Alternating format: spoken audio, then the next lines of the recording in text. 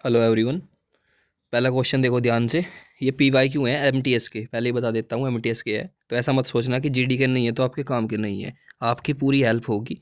Exam में आपका इसी पैटर्न पर आता है, तो ऐसा कहीं नहीं है कुछ कि ये अलग से कहीं से आए हुए हैं, टीसीएस ने ही करवा रखे हैं और वो उसी लेवल के है। तो पहला क्वेश्चन देखो। एक वृत्त का व्यास त्रिभुज के आधार का 7/4 गुणा है, त्रिभुज की ऊंचाई फुलाना ढिमकाना पता नहीं क्या क्या है। क्या बोल रहा है क्वेश्चन में वो पढ़ लो लास्ट में। वृत्त की परिधि हमें ज्ञात करनी है। वृत्त की परिधि का फॉर्मूला होता है 2 पाई आर। ठीक है, 2 पाई आर। मैंने बताया था जहाँ भी पाई का यूज होगा आपका, वहाँ पर आपको 11 से ऑप्शन चेक कर लेना है कि आपका ऑप्शन 11 से कट रहा है या नहीं। ना ये ऑप्शन कटता 11 से, ना ये कटता, ना ये कटता, ये ऑप्शन कट रहा है 11 से। आपका आंसर यही है। क्यों है ऐसा आंसर ये? क्योंकि आपका आंसर आएगा 44 सेंटीमीटर। और 44 सेंटीमीटर को जब मैं मीटर में बदलूंगा तो मुझे इसे 100 से भाग देना पड़ेगा, इसीलिए ये पॉइंट 44 है। ठीक है, आगे चलते हैं। अब क्वेश्चन नंबर 2 देखो। एक कार्यक्रम में 500 अतिथि थे, उसमें से 28% पुरुष थे, 64% महिलाएं थी और शेष बच्चे थे। देखो मेरे भाई, 28 तो पुरुष थे, 64 महिलाएं थी, कितना हो गया? 28 64 18 4 12 92 हो गया आपका। तो 92% तो हो गई ये। तो बचे कितने? 8%। भाई हर चीज़ अपने आप में 100% होती है, तो 8% बच्चे बचे। तो बच्चे कितने थे आपके? 8%। अब आपको 8% का मान निकालना है। मैं बोलूँगा हम तो नहीं निकालेंगे, हमारी मर्जी भाई, हम क्यों निकाले। देखो 8% है, 8% से कौन सा ऑप्शन कट रहा है? ना तो ये कटता, ना ये कटता, ना ये कटता, ऑप्शन बी कट रहा है, बात खत्म। आपका आंसर। आगे चलते हैं। ये क्वेश्चन देखो, इसकी पीडीएफ टेलीग्राम पर डाल दूंगा, ठीक है, बिना सॉल्यूशन के डालूंगा मैं इसकी पीडीएफ। आप खुद भी सोल्व करके देखना बाद में। S1 S2 मिलकर एक काम को 18 दिन में करते हैं। देखो S1 क्या लिखूँ यार, चलो लिख देता हूँ। S1 S2 18 दिन में करते हैं। S2 S3 27 दिन में करते हैं, जबकि S3 S1 मिलकर 54 में। S3 और S1 कितने में करते हैं? 54 में। तीनों का एलसीएम लूंगा तो 54 ही आएगा, सीधी सी बात। अब बोल रहा है आपको 50% काम करवाना है, कार्य का 50% कितने दिनों में हो जाएगा? अब 54 जो टोटल वर्क है आपका, टोटल वर्क, इसका 50% कितना होता है? 27। अब ये देख लो 27 जो है किस ऑप्शन से कट रहा है? ऑप्शन नंबर ए से कट रहा है, 9 दिन से। यही आपका आंसर। ना इससे कटता, देख लो, ना इससे कटता, ना इससे कटता, ना इससे कटता। वैसे ये सिंपल है, आप निकालते भी तो ऐसे आता। देखो ये बता ही देता हूँ कि 18 तिया 54, 3 एफिशिएंसी तो इनकी आ गई। फिर 27 दूनी 54, 2 इनकी, और 54 ही कम 54 एक इनकी, जोड़ूंगा तो कितनी एफिशिएंसी आ गई? 6। लेकिन 6 जनी जो 6 एफिशिएंसी है वो इनकी तीनों की नहीं आई। दो दो बार नाम है ना इनका, तो 2 बार से इसको भाग दूंगा 6 को इस तरीके से, तो 3 एफिशिएंसी जब आएगी इनकी। S1 S2 S3 की 3 एफिशिएंसी, तो 3 से भाग दूंगा, 3 नाम 27 9 तब जा करके आएगा। लेकिन हमें तो दिख रहा था पहले 27 9 से कट रहा है, तो क्यों ही करना इतना झंझट। आगे चलते हैं। ये क्वेश्चन देख लो, बोल रहा है करुण ने वरुण से 12,000 और तरुण से 15,000 समान वार्षिक साधारण ब्याज पर 2 वर्ष के लिए उधार लिए। देखो भाई, एक का से करुण के से करुण एक आदमी था जिसने वी से वरुण से लिए कितने? 12,000। 12,000 रुपये ले लिए। और टी से तरुण, तरुण से कितने लिए? 15,000 रुपये। और कितने साल के लिए? 2 2 साल के लिए। 2 साल बाद क्या करा करुण ने जो है वरुण को दिए 1680 रुपये का ब्याज। यानी कि इस वाले को कितना? 1680। तो 1680 रुपये का ब्याज मिला। अब पूछ रहा है बताओ तरुण को कितना ब्याज मिलेगा। सीधी सी बात, क्या करूंगा?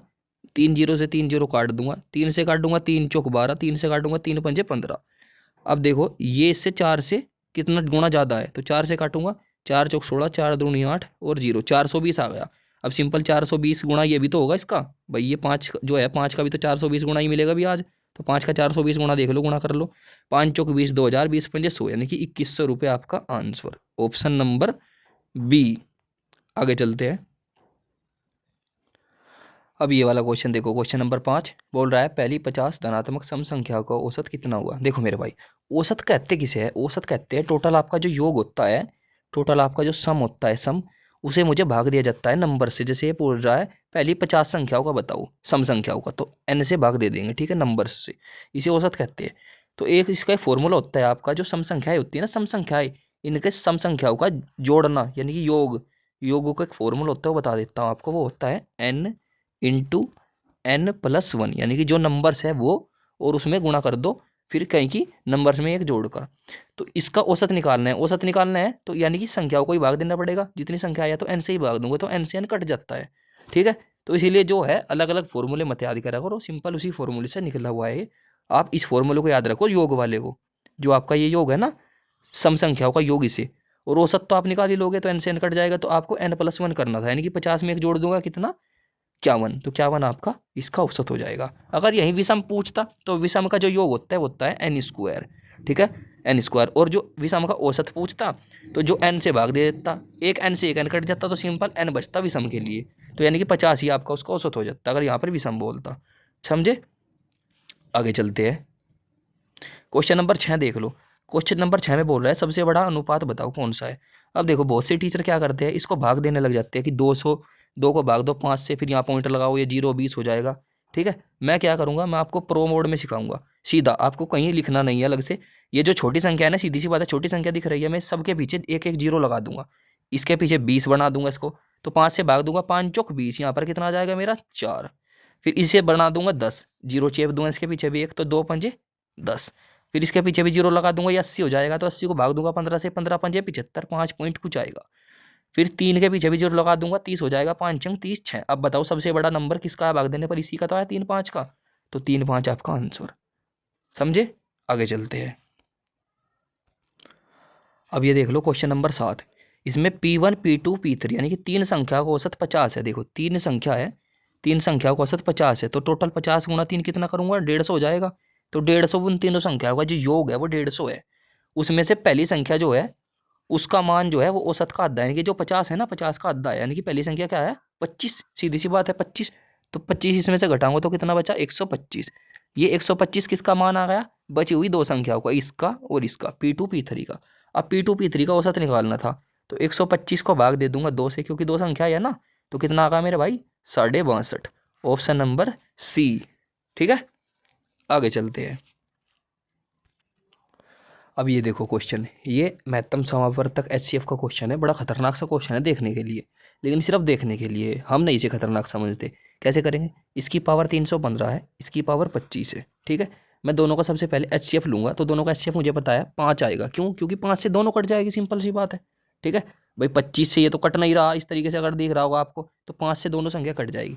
तो इनका HCF कितना आया, HCF लिख देता हूँ 5, किस किस का वो भी लिख देता हूँ आपके लिए, 315 का और 25 का, इनका HCF आया 5। अब सिंपल देखो, इसमें 4 है, इसमें 4 है, दोनों में 4 4 कॉमन है, तो 4 ऐसे लिखो। फिर 4 के ऊपर जो ये HCF आया ना घात, ये घात ऐसे लगा, तो 4 की घात 5 और -1, बस इसे तो सोल्व करना था। अब 4 की घात 5 क्या होती है, मुझे एक बात बताओ, 4 की घात 5 क्या होती है, ये बताओ मुझे। 4 की घात 5 होती है आपका 1024। कैसे मुझे पता, देखो 4 गुण, देखो 4 गुणा 4 गुणा 4 गुणा 4 गुणा 4, ऐसे 5 बार लिखा जाता है ना। अब देखो 4 चौक 16 चौका 64, और 4 चौक 16, ये आ गया। अब देखो 16 चौका 64, लास्ट में कितना आया 4, फिर कितना बचा 6, 16 छिकम 96, 96 और 6 कितना आ गया आपका, ये आ गया 102। इस तरीके से 1024 आ गया, तो 1024 आ गया ये आपका। तो 1024 में से आपको 1000, एक सेकंड, 1024 में से आपको एक घटाना था, 1023 आपका आंसर। बहुत ईजी था, सिंपल। सबसे पहले घात है, घात का उनका HCF निकालो, वही HCF यहाँ पर चढ़ा दो, दोनों का बेस सेम था ना 4 4 उस पर, और इसे सोल्व कर दो -1 करके। आगे चलते हैं, अब ये वाला क्वेश्चन देखो, बोल रहा है यदि शांत जल में एक नाव की चाल 14 किलोमीटर प्रति घंटा है। देखो नाव की चाल हमेशा होती है x, तो आपकी x दे रखी है 14 किलोमीटर प्रति घंटा, धारा की चाल दे रखी है 6 किलोमीटर प्रति घंटा, धारा की चाल होती है y। तो x और y हमें दोनों पता लग गई। अब बोल रहा है नाव द्वारा धारा की दिशा में 80 किलोमीटर दूरी तय करने में कितना समय लगेगा। देखो मेरे भाई, ये आपकी धारा इस तरफ बह रही है, ये मान लो, और ये आपकी नाव है, आप चप्पू लेकर बैठे हो, ठीक है, ये आप बैठे हो ये, और ये आपके हाथ में इस तरीके का चप्पू है, आप भी इसी तरफ जा रहे हो, तो दोनों जब धारा भी उसी तरफ जाएगी, यानी कि धारा क्या है आपकी y, और नाव क्या है आपकी x, जब दोनों एक ही दिशा में जाएगी तो दोनों जुड़ जाएगी, यानी कि आपकी चाल जो है जुड़ जाएगी दोनों स्पीड। तो 14 और 6 कितना हो गया 20, यानी कि आपकी स्पीड जुड़ने के बाद कितने हो गए 20 किलोमीटर प्रति घंटा। तो आपको 80 किलोमीटर जाना है, 80 किलोमीटर जाना है, और हर घंटे 20 जा रहे हो, तो 20 चौका 80, 4 घंटे लगेंगे, ऑप्शन नंबर बी। आगे चलते हैं, अब ये क्वेश्चन देखो, 4 क्रमागत संख्याओं का औसत 64 है, इन संख्याओं में सबसे बड़ी संख्या बताओ। देखो 4 संख्याएं है ना, 1 2 3 4, औसत किसे कहते हैं, औसत होता है बीच का, ये बीच में भाई 2 इधर रह गए 2 इधर रह गए, तो बीच का, तो ये कितना है आपका, ये आपका 64। अब ये क्या बोल रहा है, क्रमागत संख्या, मतलब बिल्कुल लगातार संख्या ही कहते हैं जिन्हें। तो 64 से आगे जो क्रमागत संख्या देखे तो वो क्या आ जाएगी आपकी 65, और इससे आगे 66, इससे पहले क्या थी 64, इससे पहले क्या थी 63। तो इस तरीके से बोल रहा है सबसे बड़ी बताओ, तो सबसे बड़ी क्या हो जाएगी आपकी संख्या 66। सबसे छोटी बोलता तो 63। अगर ऐसे भी बोल सकता था डिफिकल्ट बनाने के लिए कि दोनों का अंतर बताओ, तो दोनों का अंतर 3 आ जाता। ऐसे भी बोल सकता था डिफिकल्ट बनाने के लिए कि दोनों को जोड़कर उनका 10% बताओ, कुछ भी बोल सकता है, ठीक है। तो आपका आंसर आ गया 66। तो 66 कहाँ है, ऑप्शन नंबर डी। आगे चलते हैं। अब ये क्वेश्चन देखो, सिंप्लीफिकेशन का ये वाला क्वेश्चन, इसे कैसे करेंगे, सबसे पहले ब्रैकेट को सोल्व करते हैं। तो 4 को भाग देंगे 2 से तो 2 ही आ जाएगा। तो मैं ऐसे लिख लूँगा 25 + 12 - 2 और +2। देखो -2 और +2 है तो ये आपस में दोनों कट जाएंगे। तो कितना बचा, 25 को 12 में जोड़ना था, 37 आ गया आपका आंसर, ऑप्शन नंबर ए। आगे चलते हैं।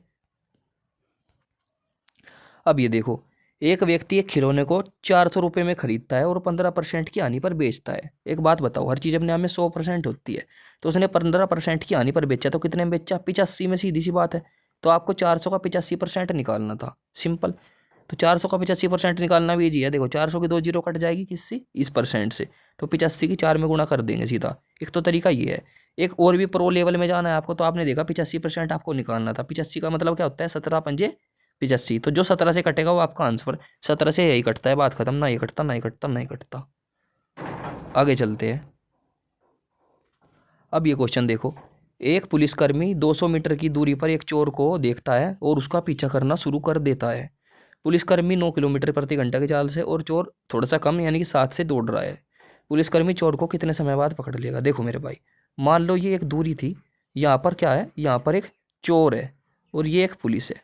पुलिस की चाल 9 है, चोर की चाल 7 है, ठीक। दोनों भागना शुरू करते हैं, ये भी भागता है, ये भी भागता है।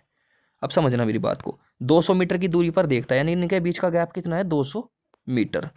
अब एक मुझे सिंपल बात बताना, ये जो 9 की स्पीड से भाग रहा है और ये 7 की, तो ये 9 वाला है, एक टाइम ऐसा आएगा इसे पकड़ लेगा भाई। जब इसकी स्पीड ज़्यादा है तो पकड़ेगा, तो है ही, सीधी सी बात है।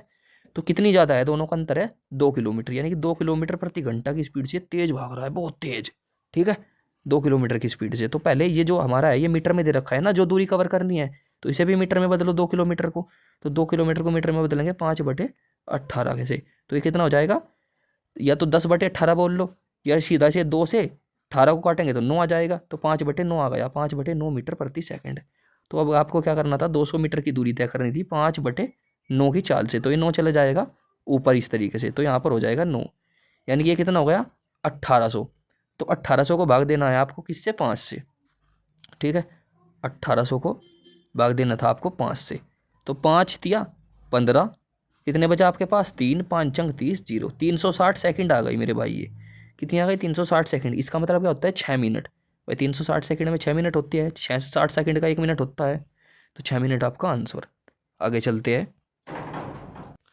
अब ये क्वेश्चन देखो, 15 संतरों का विक्रय मूल्य 19 संतरों के क्रय मूल्य के बराबर है। देखो 15 संतरों का सेलिंग प्राइज बराबर है 19 संतरों के कॉस्ट प्राइज के। तो क्या बता रखा है मैंने, कितनी बार ये जो वैल्यू हो जाती है इधर चली जाती है और ये इधर, यानी कि कोई चीज़ कितने में थी, कोई चीज़ थी 15 रुपये की और बेची कितनी हमने, वो 19 की। तो कितने का लाभ हुआ, 4 रुपये का लाभ हुआ। कहीं पर कॉस्ट प्राइस पर होता है हमेशा लाभ, तो 15 पर, और इस तरीके से 100% के लिए, ठीक है। 5 से काटेंगे, 5 दिया 15, 5 से काटेंगे 20 बार, और 20 चौका 80, 80/3% आपका लाभ आ गया, ठीक है। इस तरीके से ये हो गया आपका आंसर। ये तो है थोड़ा सा ऐसा तरीका समझाने के लिए, लेकिन जब आपको पता ही है मैं इस तरीके से बराबर लिखूंगा, फिर ये लिखूंगा और फिर मुझे यहीं पर आना है सीधा, ठीक है। तो देखो स्टेप कटिंग किसे कहते हैं, स्टेप कटिंग होता है एक तरीका, स्टेप कटिंग कहते हैं किसे, मैं इसे सारा नहीं मिटाऊंगा, ठीक। हमने क्या करा, हमने 4/15 लिखा ना, और 4/15 को परसेंट के लिए 100 से गुणा कराया। तो मैंने सीधा क्या करना है, 19 में से 15 घटा देना है। 19 में से 15 घटे, कितना बचा 4। और फिर जो विक्रय मूल्य है ना, यहाँ पर विक्रय मूल्य, इसको आपको क्रय मूल्य मानना है हमेशा अपोजिट, ये आप नीचे लिख देंगे और परसेंट के लिए। सो इस तरीके से बस एक स्टेप बचा था आपका, ये स्टेप आपको करना था, वो आपको इतना बराबर बराबर नहीं लिखना था, ठीक है। लेकिन ये काम कब करोगे, जब आपकी प्रैक्टिस अच्छी हो जाएगी। अब ये क्वेश्चन देखो, सैनिकों के एक शिविर में 200 दिनों के लिए खाद्य सामग्री थी, 20 दिनों के बाद 100 और सैनिक शिविर में आ गए, जिससे बची हुई सामग्री सिर्फ 80 दिनों के लिए चलेगी आगे। आरंभ में यानी कि शुरुआत में कितने सैनिक थे ये बताओ। देखो इसमें कोई भी एक्स वाई नहीं मानो आप, मैं सिंपल तरीके से समझाऊंगा आपको, आप समझ जाओगे, ठीक है। इस तरीके के सवाल को करना कैसे चाहिए था। क्वेश्चन में बोल रहा है कि 200 दिनों के लिए राशन था, 20 दिनों के बाद और आदमी आ गई। अब पहला जो 20 दिन तक राशन खाया गया वो तो खाया गया, उसे छोड़ दो, भूल जाओ उसे, ठीक है। 20 दिन हमारे बीत गए तो बीत गए, पुरानी बातों को याद मत करो, मिट्टी डालो। अब कितने दिन बचे? 180। भाई 200 दिन में से 180 दिन बचे ना, 20 दिन गए। तो ऐसा मान लो 180 दिन के लिए राशन था। 180 दिन के लिए राशन कितने आदमियों के लिए था हमें नहीं पता कितने आदमियों के लिए था, लेकिन क्या हुआ, कुछ दिन बाद 100 आदमी और आ गए, ठीक है, और उन्होंने वो राशन 80 दिन में खत्म कर दिया, अगले 80 दिन में खत्म कर दिया। तो ये दोनों चीज बराबर होगी, ठीक है। कुछ आदमी और आ गए, मान लो एक्स आदमी थे शुरू में, अब क्या करा, एक्स प्लस 100 आदमी हो गए वे, और उन्होंने 80 दिन में खर्च कर दिया वो राशन। अब मैं कोई एक्स वाई से नहीं करवाऊंगा आपको, सिंपल आप एक तरीका बताऊंगा। देखो ये दोनों चीज है ना, जो ये दोनों साइड बराबर होगी, ये साइड और ये साइड, यानी कि दोनों चीज कटकर जीरो आ जाएगा बिल्कुल। तो आप ऑप्शन में से ऐसा क्या रखोगे जो कटकर जीरो आ जाए? मान लो मैंने ऑप्शन नंबर 1 उठाया, ठीक है, यहाँ पर रखा मैंने 100, और यहाँ पर रखा मैंने जब 100 और 100 ये हो गया 200, ठीक। 100 से 200 कटा 2 बार, यानी कि 80 दूनी 160, और ये हो गया 80, है तो साइड बराबर नहीं हुई, ठीक। तो इसे हटा दो यहाँ से। फिर क्या करा मैंने, ऑप्शन नंबर, ये तो है नहीं उत्तर, ऑप्शन नंबर 2 उठाया, 80। मान लो 80 आदमी थे शुरू में, अब कितने हो गए, अब हो गए 180।